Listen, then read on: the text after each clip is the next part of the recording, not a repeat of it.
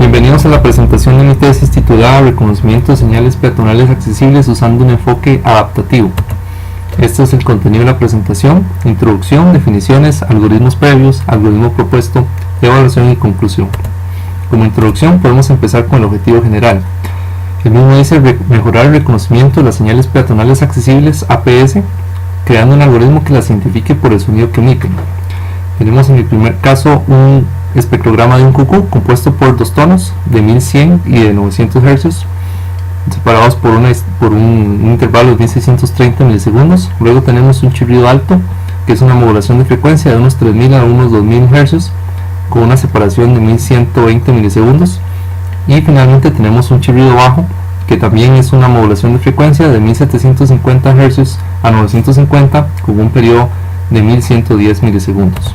Como objetivos específicos tenemos: número 1, crear una implementación propia del algoritmo RASP que utiliza la metodología de evaluación original y verificar que reproduzca las mismas tasas de detección reportadas inicialmente. Mejorar la metodología de evaluación para que penalice los picos de alerta faltantes en las estimaciones realizadas, aumentando cuando corresponda a la detección de falsos negativos que ocurran dentro de la secuencia principal del APS. Número 3, identificar el nuevo rendimiento alcanzado por el algoritmo original mediante la metodología de evaluación propuesta, para tener un umbral inferior de referencia con el cual evaluar los mejores siguientes.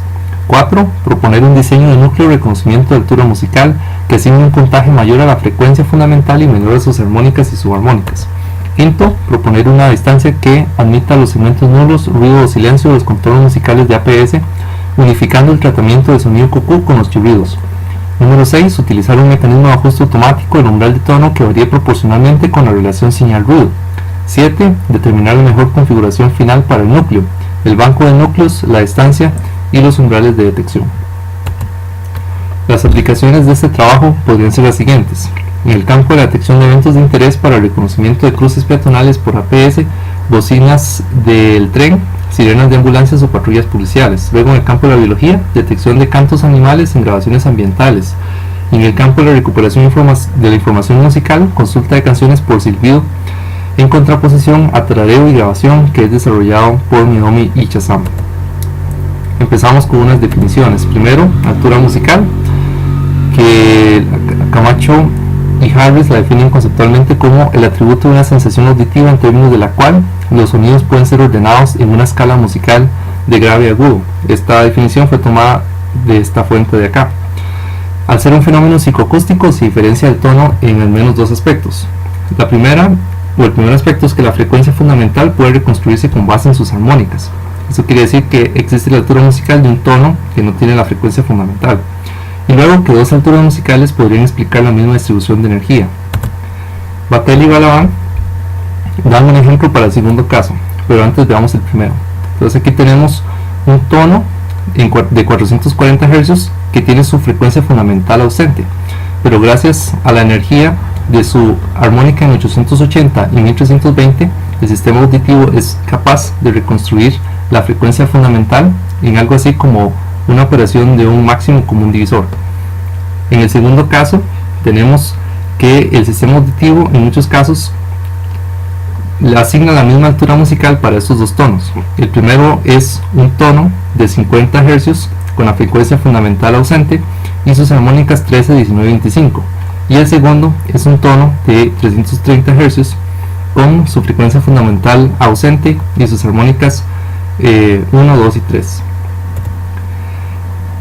La altura musical es reconocida por los algoritmos de altura musical. Entre ellos, uno de los más exitosos y usado en este estudio es el desarrollado por Camacho y Harris en el 2008. El mismo se basa en un enfoque que usa núcleos, donde cada núcleo tiene una frecuencia fundamental, y es un artefacto matemático que permite premiar la energía que tendría un tono con una cierta frecuencia fundamental y castigar los sonidos que no. En este caso se usa una aproximación de la sonoridad sacando la raíz cuadrada de la magnitud espectral, y aquí abajo tenemos un factor de normalización. Lo que se hace es calcular los puntajes para varios núcleos y se conserva la frecuencia fundamental del núcleo con puntaje más alto. Esto es lo que genera la señal PT. Aquí tenemos dos ejemplos, son dos núcleos, el primero de 900 Hz, el segundo de 1100, y vemos que solo el primero tiene la correspondencia más grande con el tono que está siendo representado aquí en rojo. Swipe genera dos señales. La primera es una señal del contorno musical, donde en cada instante hay un estimado de la frecuencia fundamental, o la altura musical, mejor dicho. Y el segundo caso, o la segunda señal, es una señal de puntajes, que son los puntajes que calculan estos núcleos de acá. En este caso, aquí vemos el puntaje de los núcleos ganadores. Se puede observar que la modulación de frecuencia es capturada en los primeros instantes. En cambio, en el resto hay ruido blanco, o mejor dicho, ruido de alguna distribución desconocida. Y esto permite separar los sonidos en dos tipos, armónico e inarmónico.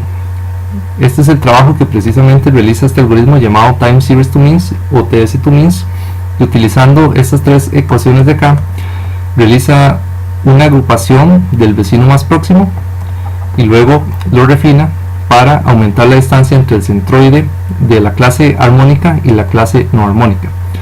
La fórmula de los centroides que vemos acá sigue una sumatoria de los vecinos izquierdos y derechos, y luego una ponderación por una ventana Hamming, que lo que hace es asignar una altura, un puntaje máximo en n, que es el instante de tiempo siendo analizado.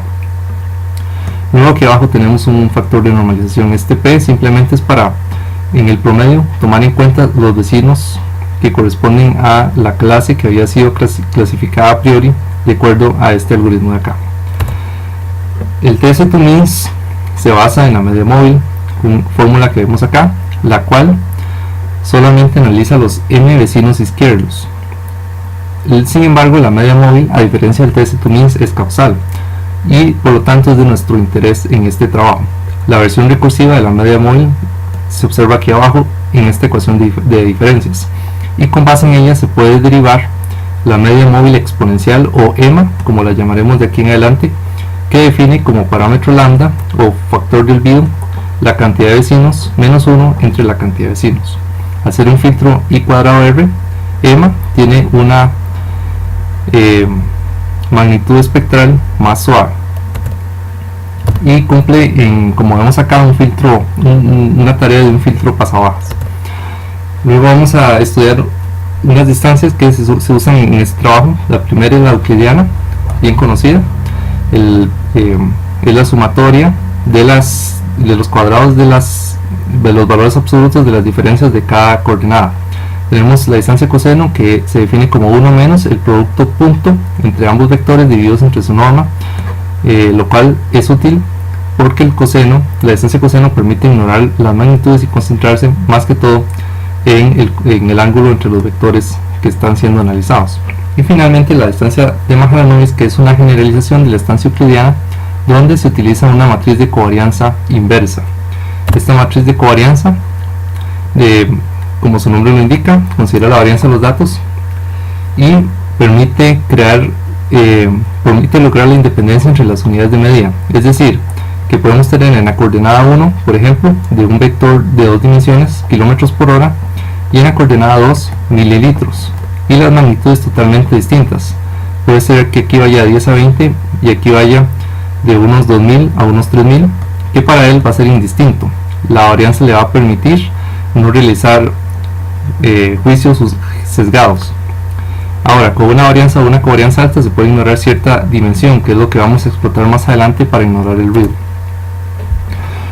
Vamos a ver tasas de detección empleadas en la evaluación de los métodos que vamos a proponer. Estas tasas de detección se obtienen usando una matriz de confusión para una sola clase, como la que vemos acá. Con ella determina la cantidad de verdaderos positivos, falsos negativos, falsos positivos y verdaderos negativos. Con base en esas métricas se calculan las tasas de detección, y las que usamos son acierto, que es una proporción entre el número de ventanas correctamente identificadas entre el total de ventanas, definida como viene acá. Precisión, que es la probabilidad de que una alerta emitida sea real, definida como sigue. Exhaustividad, que es la probabilidad de detección de un APS encendido, se define de esta manera. Especificidad, es la probabilidad de que la alerta emitida no sea falsa, lo cual es crítico para los sistemas de emisión crítica, y tenemos la medida F, que es una media armónica entre precisión y exhaustividad, y es un sustituto del acierto cuando los datos no son simétricos, lo cual es nuestro caso, porque los instantes donde suenan los APS son pequeños en comparación con la parte con los instantes donde hay ruido, o sea, los positivos son mayores que los negativos.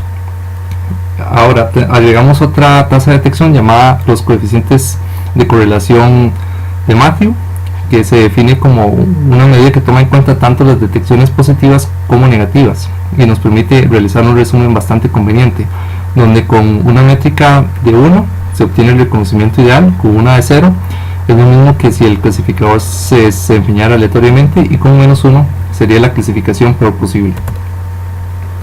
Ahora vamos a ver algoritmos previos que se utilizaron para el análisis de los APS.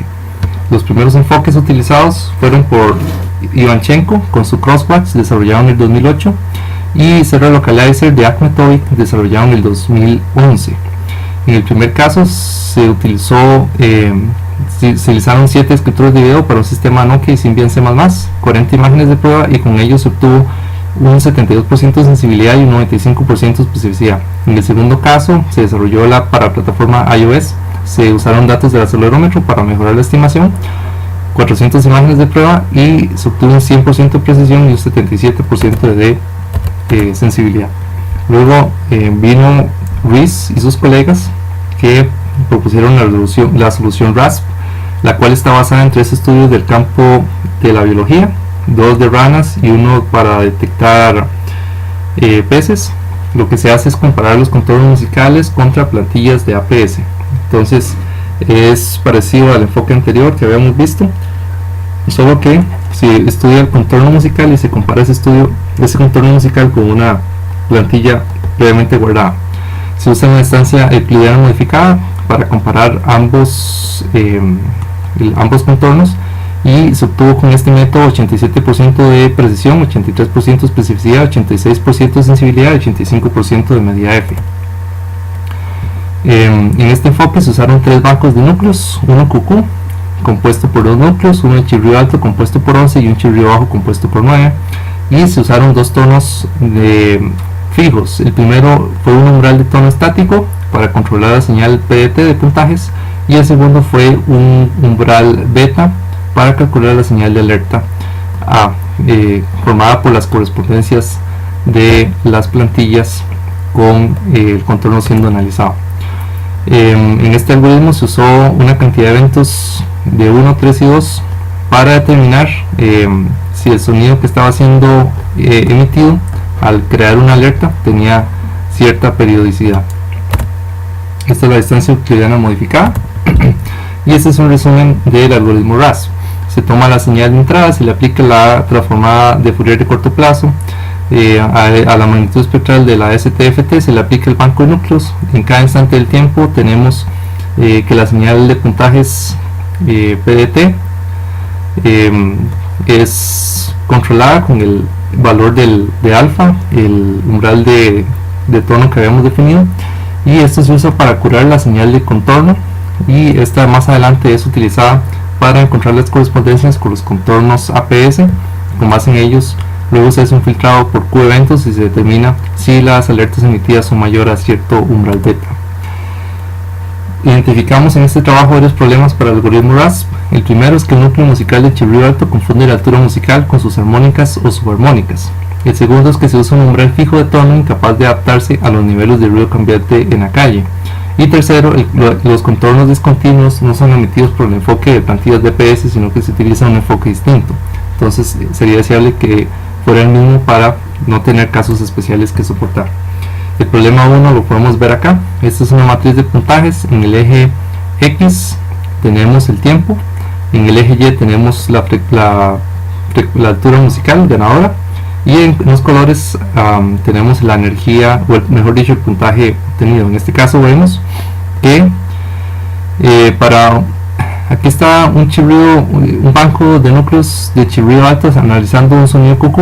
El sonido QQ tiene 2 tonos, uno en 1100 Hz y uno en 900 Hz, y vemos que para el tono de 900 Hz, él erróneamente captura como una de las frecuencias ganadoras 2700, que es más bien la tercera armónica de un tono de 900. Entonces ahí se explica el primer problema. El segundo lo podemos ver acá, realizando varias corridas del algoritmo para distintos alfas en unas 6 grabaciones. Vemos que la periodicidad obtenida en la señal de alerta varía dependiendo del valor alfa. Entonces aquí tenemos que para un alfa de 0.07 en la grabación A se obtuvo la periodicidad deseada, pero esa periodicidad en el caso de la grabación C necesitó un alfa más grande. Aquí vemos el mismo caso, pero visualmente. Entonces aquí tenemos la secuencia APS y para un alfa de 0 el algoritmo RAS genera esta señal azul bastante ruidosa, pero con un alfa mayor de 0.21 las estimaciones son mejores. Lo que pasa es que ese alfa no es estático.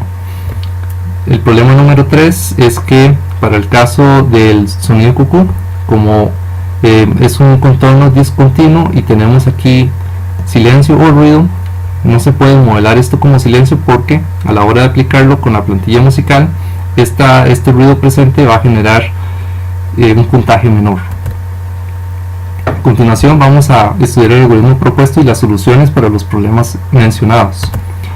La solución número 1 para el caso de la confusión de la altura musical con las armónicas de un tono es usar sustituir el núcleo enarmónico por uno con más armónicas, exactamente armónicas primas, y utilizando un decaimiento. La razón del decaimiento es que permite disminuir la tasa de error por subarmónicos, y eso es útil porque cuando tenemos un núcleo como este, para él da el mismo puntaje si está en una de las armónicas o en la frecuencia fundamental. Esta es la forma entonces del kernel, la distancia característica, mejor dicho, la forma característica dada por el coseno. Aquí tenemos el decaimiento sublineal y esta es la ponderación que nos permite obtener una amplitud de 0.5 en los extremos, 1 y menos 1 en medio y 0.5 al final. Estos son dos ejemplos de los núcleos propuestos. En el primer caso tenemos un núcleo compuesto por 3 armónicas primas, y en el segundo caso tenemos uno compuesto, mejor dicho, es la fundamental y 2 armónicas, y en el segundo caso tenemos la fundamental y 4 armónicas primas. En el caso de la solución 2 se propone usar la distancia Mahalanobis, y para usar esta distancia fue necesario calcular las matrices de covarianza para cada sonido APS. Para ello lo que se hizo fue recortar las modulaciones de frecuencia de cada uno de los 79 grabaciones disponibles. Estudió como resultado 153 contornos cucú, 723 de chirrío alto y 66 de chirrío bajo. Para cada uno de esos recortes se calculó el contorno musical, y luego se aplicó la fórmula para obtener la matriz de covarianza. Afortunadamente los chirríos se comportaron bien, y solamente el cucú necesitó usar la pseudo inversa, porque 21 filas de 21 contornos musicales eran el mismo. Aquí tenemos el resultado de haber calculado las matrices de covarianza. Vemos que efectivamente en los instantes correspondientes a las modulaciones de frecuencia la varianza es bastante baja, y en los casos correspondientes al ruido es alta. Lo mismo se repite para los chirridos, aquí es baja y en el resto es alta. Al realizar el análisis, pero solamente de las diagonales, tenemos una imagen como la que vamos a ver a continuación. En este caso, lo que se hizo fue suavizar, o mejor dicho, calcular el promedio de los instantes correspondientes a los contornos musicales y al ruido, y con base en este promediado se definieron matrices sintéticas que vemos acá. En el caso del cucú se usó un 115 para la varianza más baja, en el caso del chirrío alto 780, y en el caso del chirrío alto 360, y la varianza máxima fue el F máximo soportado, y que es dependiente del banco de núcleos, y la razón es que el ruido puede tener también ruido musical. Así se ven gráficamente las matrices sintéticas. Aquí se agregaron varianzas altas en los extremos por aquello de que hubieran recortes mal hechos, entonces esto era una forma de mitigarlos. Y como pueden ver, completamente se ignoró la covarianza.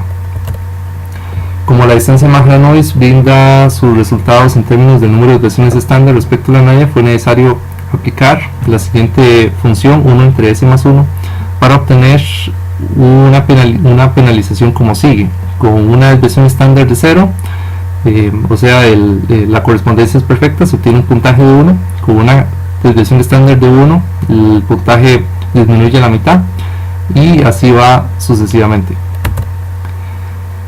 En el caso de la solución 3, para el uso del umbral de tono alfa, se propuso utilizar el TS2MINS y la media móvil exponencial. Se realizaron experimentos preliminares con chirrido bajo. En el caso del TS2MINS, utilizando como tamaño mínimo de ventana un periodo del APS y como tamaño máximo 2, con el fin de que al menos una señal de alerta quede en la parte más significativa.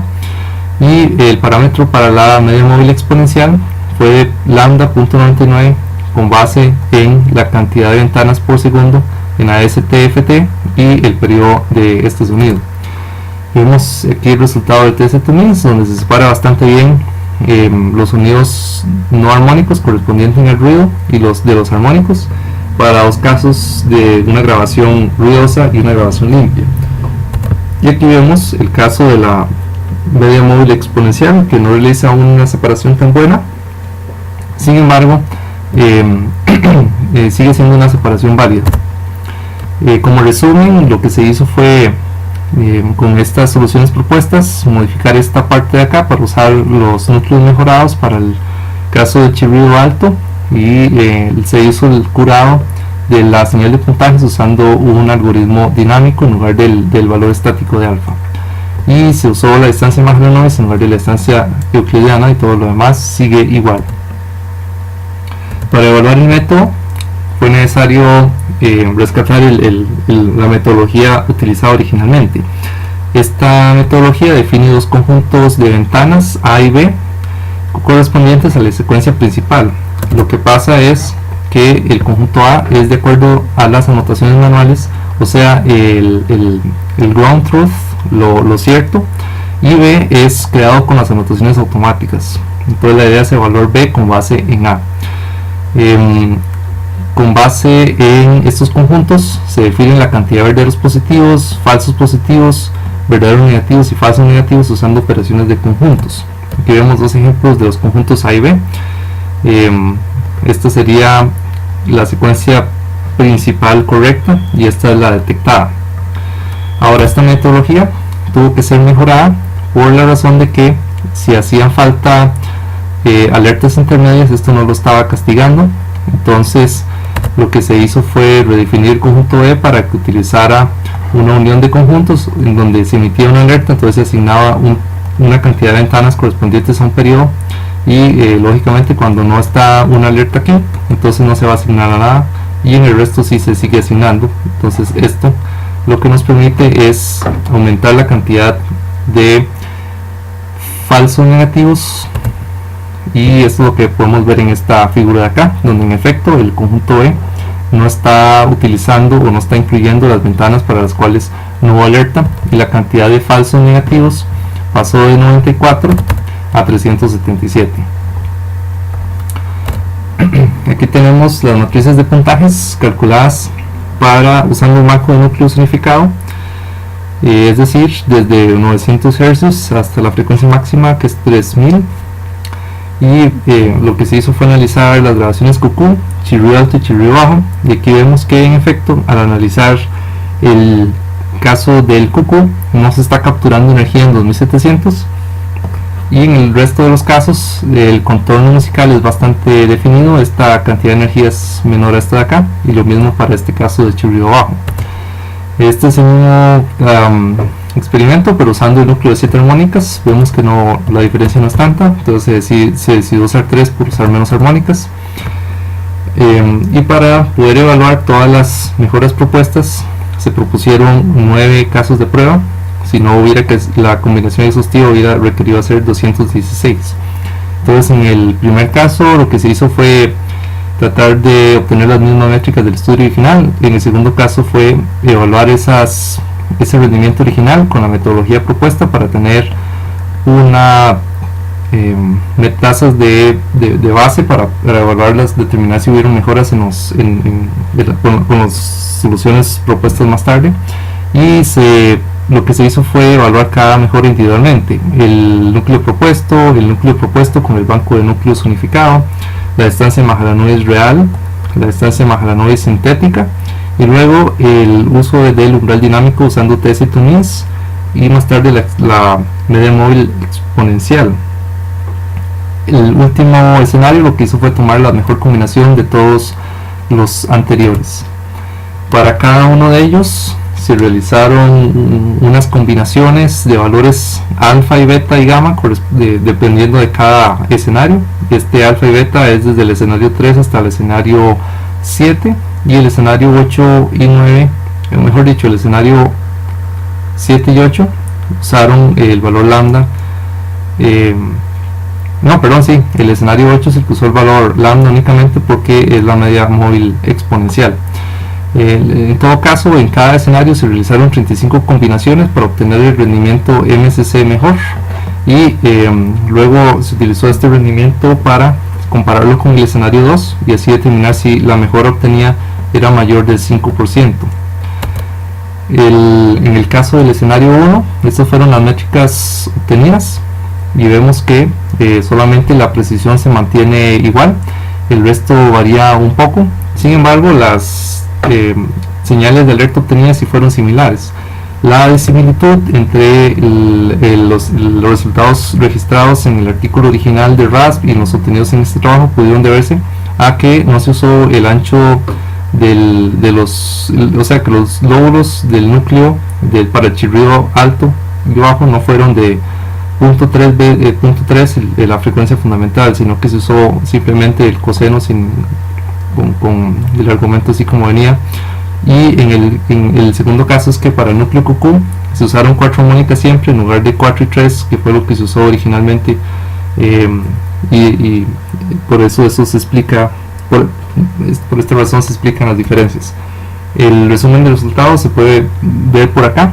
Aquí lo interesante de observar es que utilizando la metodología de evaluación propuesta, la sensibilidad, que depende de los falsos negativos, en verdad disminuyó de 72 a 69, y vemos que los escenarios que mostraron las mejoras más importantes fueron en orden de importancia: el escenario 8 con la media móvil exponencial, el escenario 9 con la unión de todas las mejores, y el escenario 6 con el uso de la distancia de Mahalanobis con matriz sintética. El escenario 3 consistió en esta combinación, el escenario 9, y aquí vemos que el QQ prácticamente permaneció igual, pero al usar la media móvil exponencial se obtuvo una mejora del 8% con respecto al escenario 2, y en el caso del chirrido alto sí hubo bastantes cambios. Se utilizó el núcleo propuesto, eso dio un más 5% de una mejora en el MSC, con la distancia de Mahalanobis más 11%, y con el EMA un 26%. En el caso del chirrido bajo también se aplicó la distancia de Mahalanobis con matriz sintética, generando un más 15% en MSC y un 23% más usando el EMA. Como conclusiones, podemos decir que la implementación propia del algoritmo RASP logró producir señales de alerta similares a las publicadas por el primer estudio.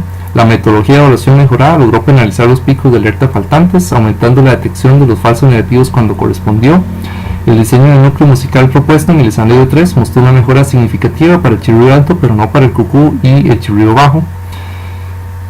En este caso tal vez no se valoran las 216 combinaciones, entonces más experimentos son necesarios. Luego, el uso de bancos de núcleos unificados no tuvo un impacto significativo para ninguna APS. La distancia de Mahalanobis es apta para emitir contornos musicales disjuntos.